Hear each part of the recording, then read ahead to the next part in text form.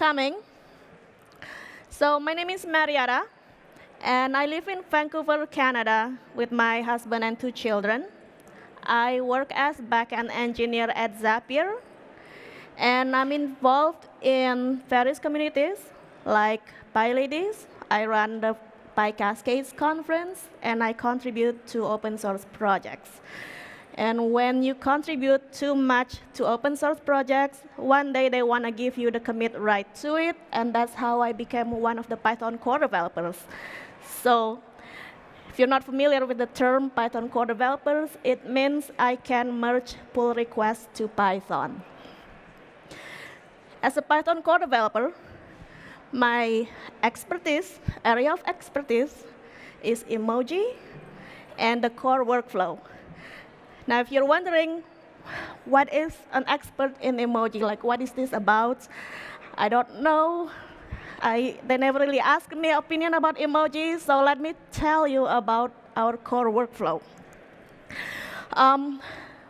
There is this one question about our workflow that I get asked again and again. We got these big problems, is that, please, when can you merge my pull request?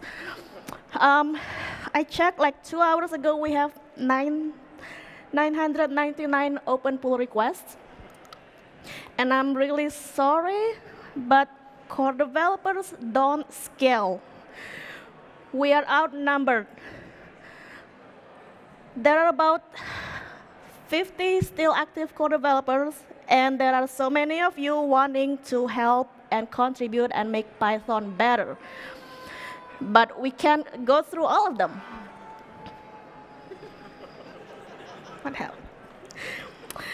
The other problem is that our workflow contributing to CPython is actually super complicated. We have this big checklist. Is this a bug or a feature? Have you signed the CLA? Did you write tests? Did the test passes? Did you write an issue? Has somebody requested this fix, or you just want it for yourself? Is there a news entry? Are you a first-time contributor? Do we need to backport this? It's super complicated. So I want to focus on one of these problems, backporting. To give a little bit of context, like what exactly is a backport? Backporting is the act of applying changes from newer version of software to the older version. In case you don't realize, Python currently, we maintain 4 different versions. The master branch right now will become Python 3.9. The 3.9.0 will due in like next week. We have the 3.8 and 3.7 branch. We will release 3.8.1, 3.7.6 in about a few weeks. Let's not talk about 2.7.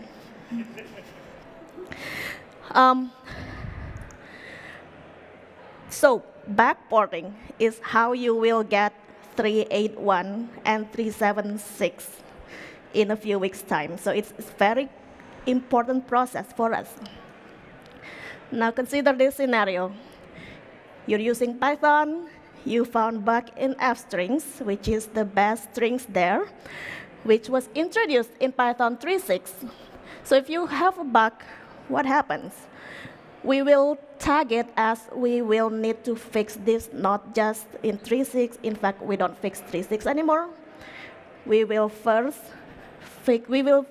it in the newer versions, all of master 3.9, 3.8, and 3.7. But you will first make pull requests to the 3.9, the latest branch first. And then we're going to review it. We're going to perform all those checks, make sure everything's good. And only after we merge it, then we will cherry pick and backport to the 3.8 and 3.7. Let me go one step deeper and tell you how this really works. This is how we used to do it. We used to write all of this by hand, backporting, cherry picking. First, we need to fetch, check out a branch, do a git cherry pick, push it to master, right? Push it to origin, delete the branch, and then we close our terminal and go to GitHub and create a pull request for every commit that needs to be backported, for every branch. This is very important. We need this, but it's also tedious, repetitive, boring. Thankfully, we figured out a better way to do this. We created a command line script called cherry picker. So now it looks more like this, just a one-liner cherry pick, pass the commit hash, tell it which branches to backport to. I thought we'll be happy this solves our problem. But there are some problems with it. First, I need to be on a computer, on a laptop, and that's a big problem. Like if I can merge a pull request while sitting on the beach on my phone, why do I have to wait until I'm back on the computer to do this, right? It's a big problem. And because I have to wait, sometimes I forgot, so things got missed. And then people start using this command line tool that I wrote that was not good. They found bugs. It then adds more work to me. Now I need to support this for people who use the script. And it's just a boring thing to do. So I thought there needs to be a better way to do this. We know it is possible to automate it, so let's build the bot. So I started figuring out, learning how to build GitHub bots by reading GitHub developer guide. And the architecture looks like this. Basically, you can subscribe to webhook events from GitHub. It will tell you when something happens on GitHub. Say there is a pull request that was created, pull request was open, labeled, issue created. There are lots of events to subscribe to. And because GitHub needs to send you these events, you need to have a web service running. For CPython, of course, we write it in Python. We deploy the web service to Heroku. And then from our web service, we can make API calls to GitHub. The web service can create pull requests. It can merge pull requests. There are lots of ability that your web service can do. You can make various different API calls. So the architecture looks more like this. We are going to wait for the PR merge event. Run that command line script, the cherry picker. Once that's done, just open a pull request, right? It's pretty straightforward.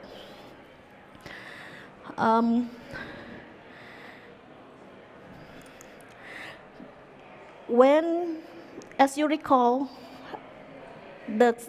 from previous screens where I show you all of these git commands, so internally it runs a set of git fetch and everything.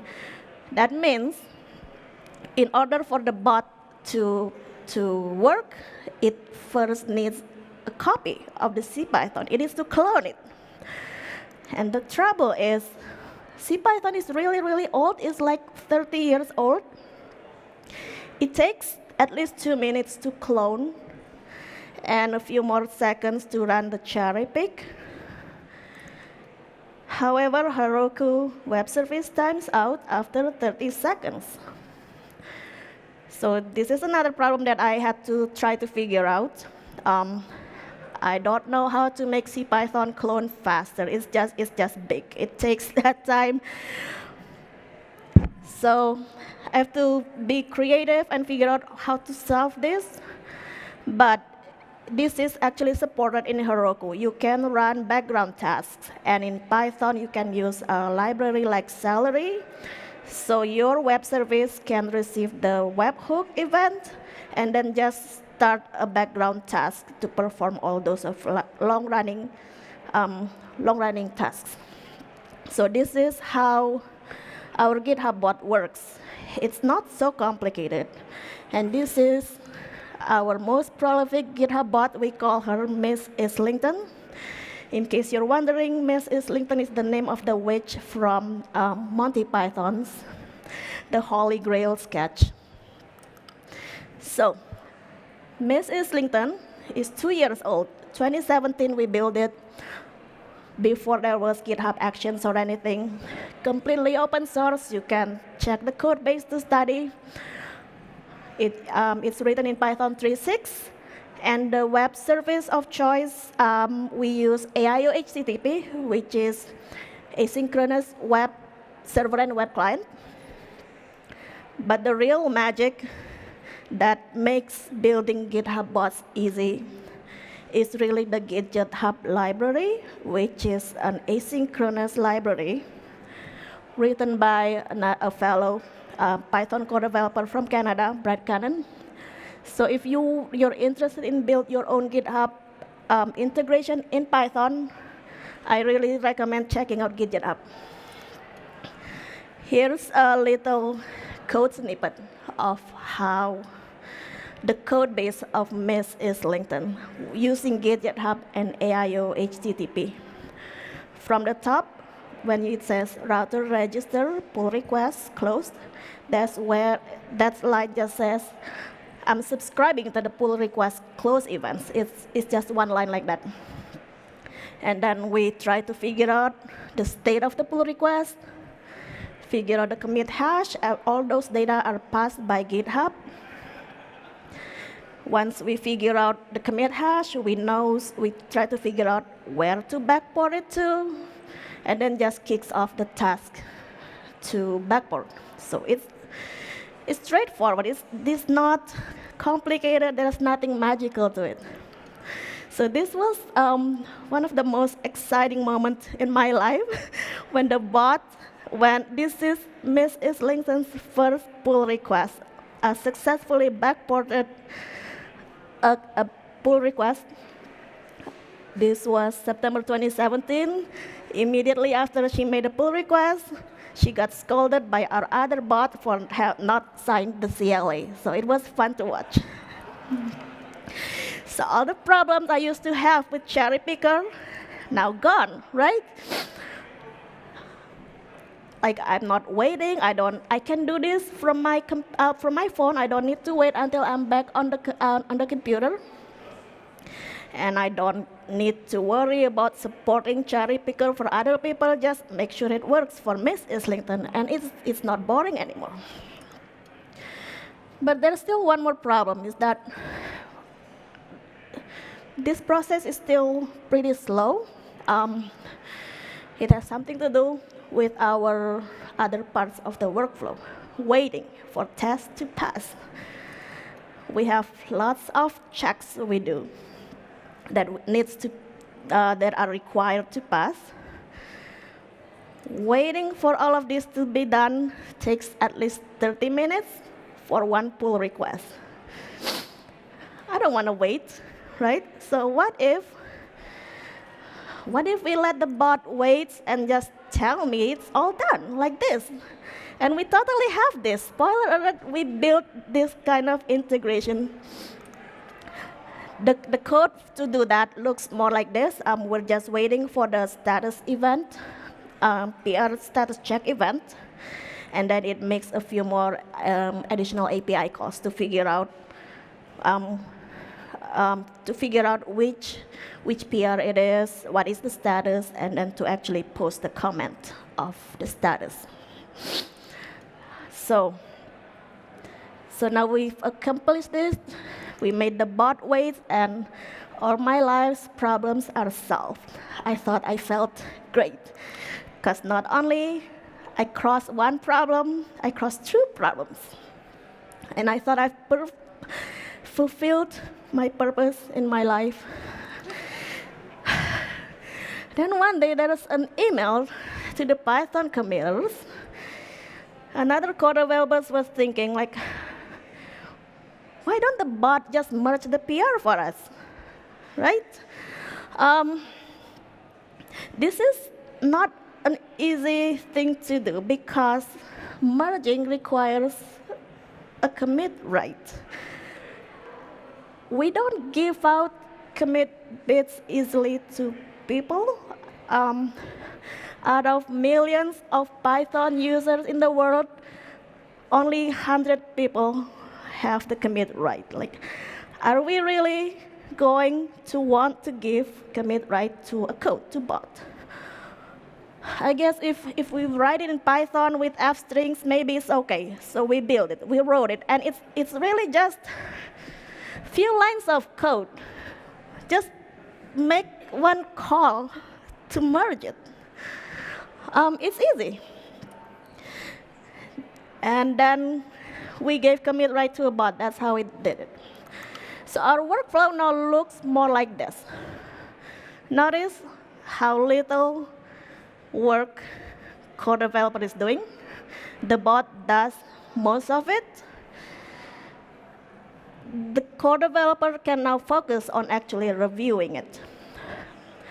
This is the point in my life when I realized, like, how did we live without this? I really thought we'll be happy. This would be our happiest moment. I never thought we'll ever give commit right to bot. But now after we did it, just we can go back. We're spoiled. And now that I know just how much things can be automated, I started asking myself what other bots can be built. And in fact, I got grumpy if I find myself needing to do things that can be automated. I get upset and disappointed when I see other open source maintainers do things that can be automated. And when I ask them, like, why don't you have bots? Why are you doing this? They give me one or two answers. One, they didn't know how to build a bot, or they just didn't know it can be automated.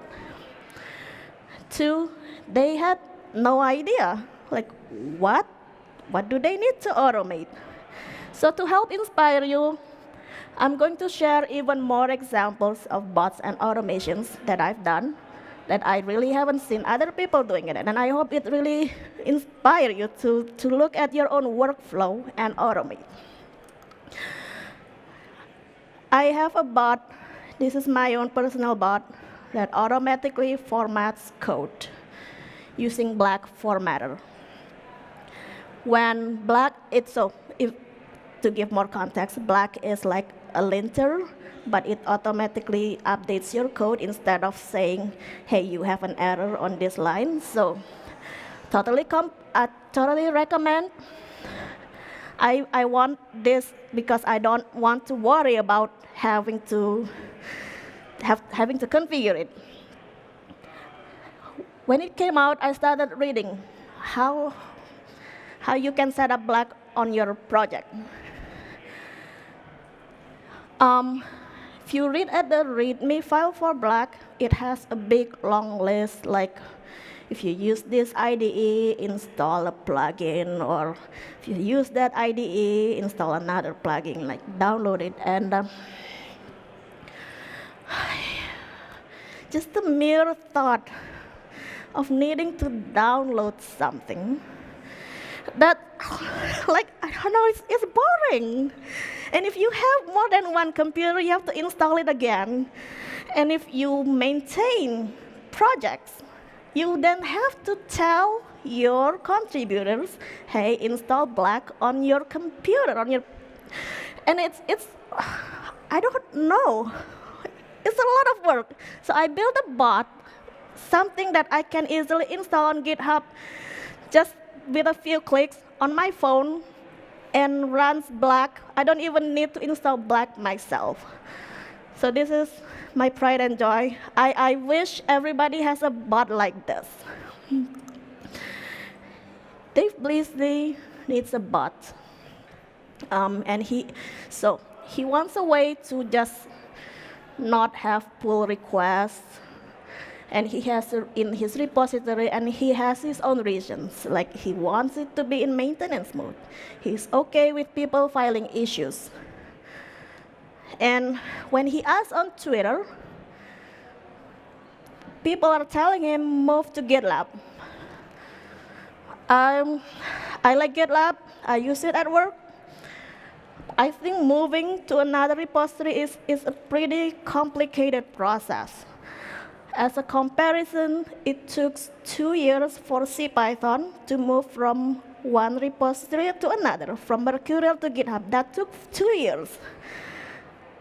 Building a bot is so much simpler, and it's really just wait for the PR open event and automatically close it. If you're still thinking, no, this is really too much work to do, it really just 4 lines of code like this. And I have the source code. It's Apache license if you're interested. You can do this. You can build a bot. About once a year, I take a break from volunteering, from any open source activities. So I call it my out of open source period, my hiatus. But because I've been active in lots of open source projects, sometimes people don't realize they still try to ping me on GitHub. So to set up boundaries and to remind them, I have my own out of open source auto reply bot. It's accomplished using Zapier. On Zapier, you can have the new GitHub mention trigger. I still need to write a little bit of Python script, and you can add that into Zapier, and it creates a comment like this. You can build a bot that greets your contributors. 2 days ago, right here in GitHub Universe, I led a workshop in the maintainers track. In that workshop, together we built a GitHub bot that says thanks to the maintainer, thanks for installing the GitHub bot. Say thanks to first-time contributors who make pull requests to your repository. We did this in under 1 hour. It's not hard. So I think you should have something like this. And if you weren't at the workshop, I published my materials online. Say it with bots, GitHub Universe, reader.io, so you can follow along. So, no more excuses. If you don't know how to build a bot, I have written the tutorial for you. It uses Python, uses lots of strings. Nothing magical to it. You can do it. And if you're still wondering of what kind of things you can automate, really take a look at your own workflow. Like if you find yourself, if you have a checklist, you have to remind yourself about the checklist. That's the time you want to write the bot for it. Don't do the checklist. Don't do that.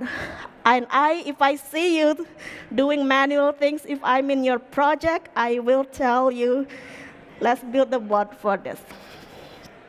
So don't be a robot. Don't do the boring things. Build the bot and automate. Thank you so much for listening.